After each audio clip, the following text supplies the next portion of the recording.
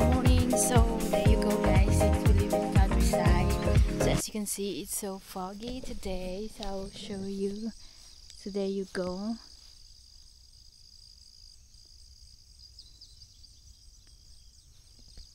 So ganyan katahimik dito, guys, lalo na nakatira kami sa countryside. So today I'm going to water my garden.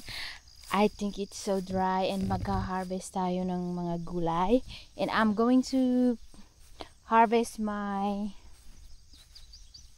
onions today. So as you can see, so ayan guys, maraming spider web. So there you go. Ang taba nga pala ng aking kangkong. So this is water spinach and I got, you know, cabbage and all my peppers, eggplant. So I've been, you know, show this a lot. And this is my beets. So I'm going to harvest that today. So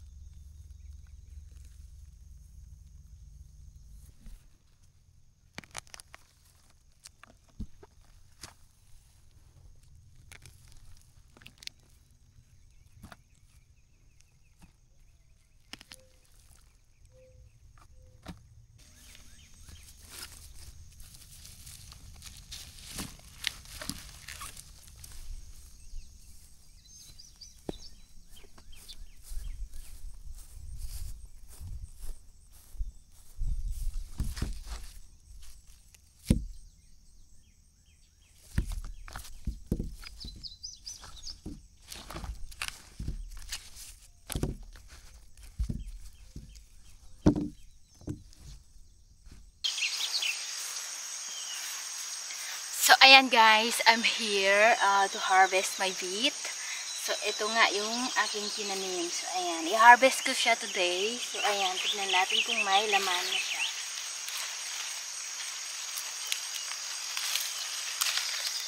So cool.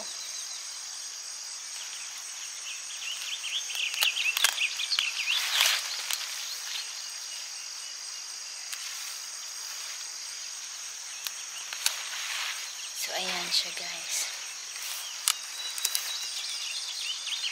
So cute.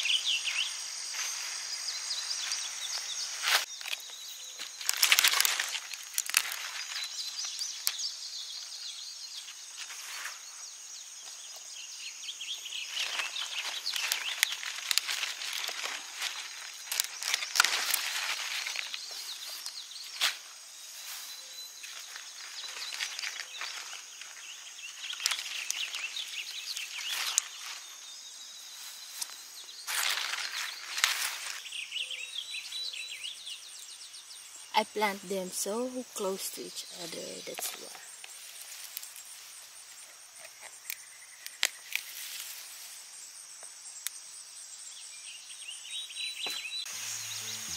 May laman niya ba ito?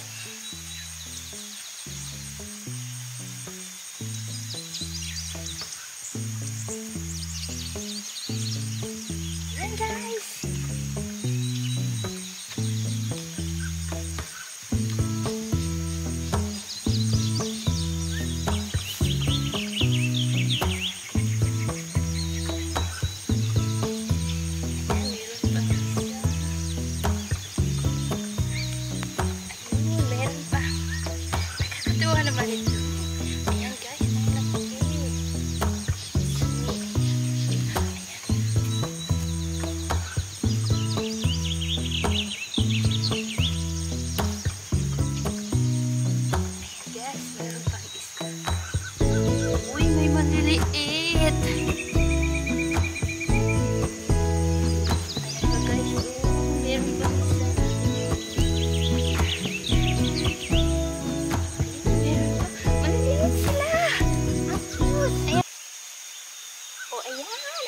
Guys, ayan, tignan nyo guys. Oh,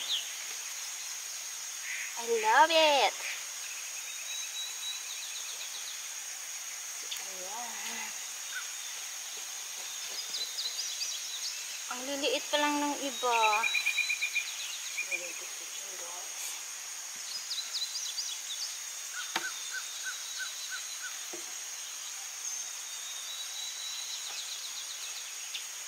Isa na lang. Yan to, may laman to. Maliit lang din. Yan! Go! That's all my potatoes, and that's from Raised Bed Garden.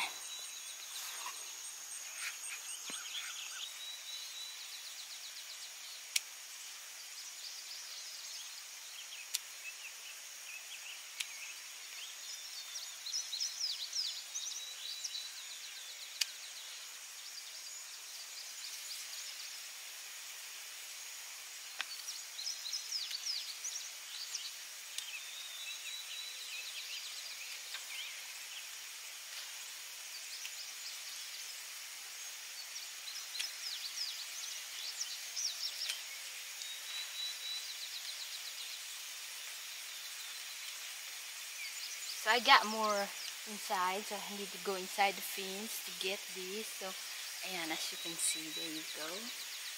So, ayan siya, guys.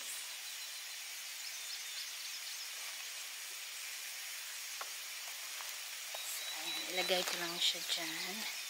And I'm going to harvest more here.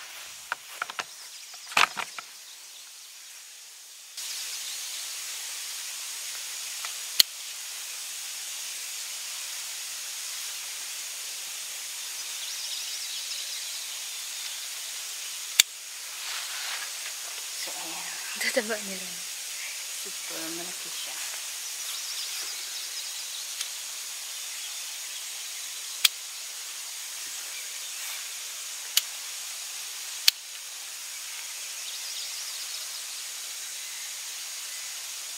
So, ayan. Worth it naman lahat ng pinaghirapan ko, guys. Kasi nga, nakikita ko na yung mga bunga. At ilang beses na ako naka-harvest dito. So, anyway. And guys, I don't really like my haircut right now. Kasi nga, ayan, nilagyan ng bangs. But, wala na akong magawa kasi nakat na siya. So, I would just wait until I get, you know, my hair get long again. And it's gonna be probably a while before I'm gonna get another haircut. So, ayan. As you can see, ang laki ng aking ampalaya. So, I will just wait. I'm going to make the first one of my seeds for next year. Ayan.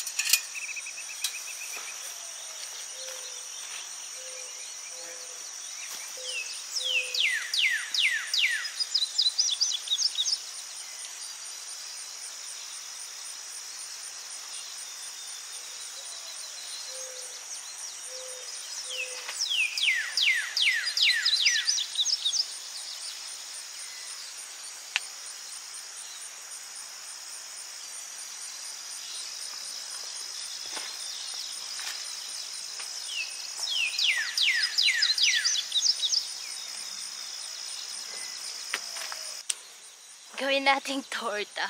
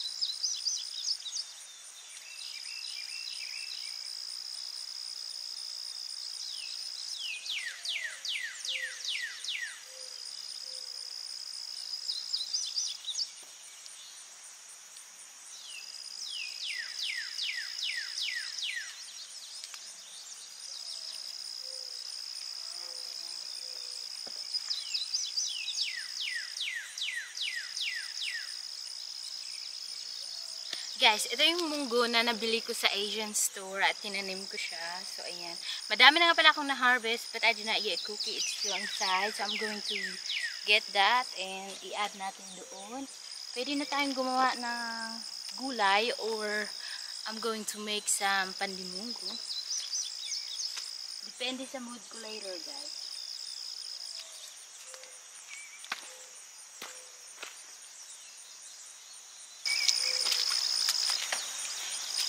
Ito, kukunin na din natin yung aking mga mahiwagang kamatis. Ang laki niya. Kunin na natin siya. That's pretty.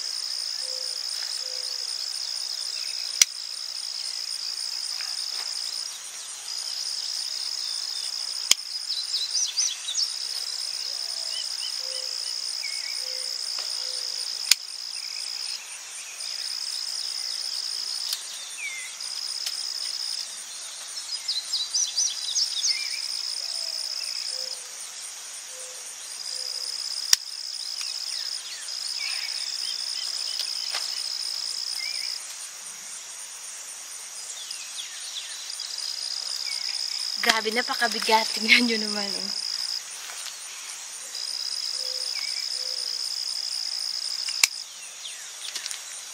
It's the biggest one. You see, ang laki niya. I was wondering kung gaano siya kabigat.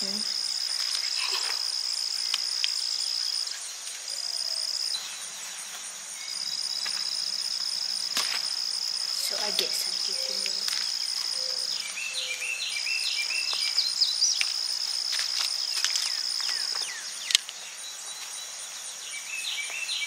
Marami tayo na harvest today, guys. Ayan.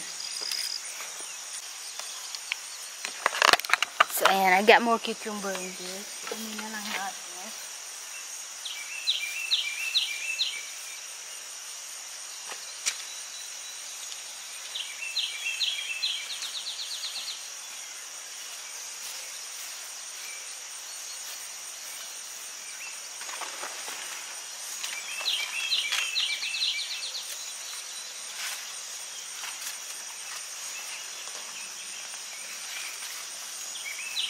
So ayan guys, lumabas na rin si Haring Araw.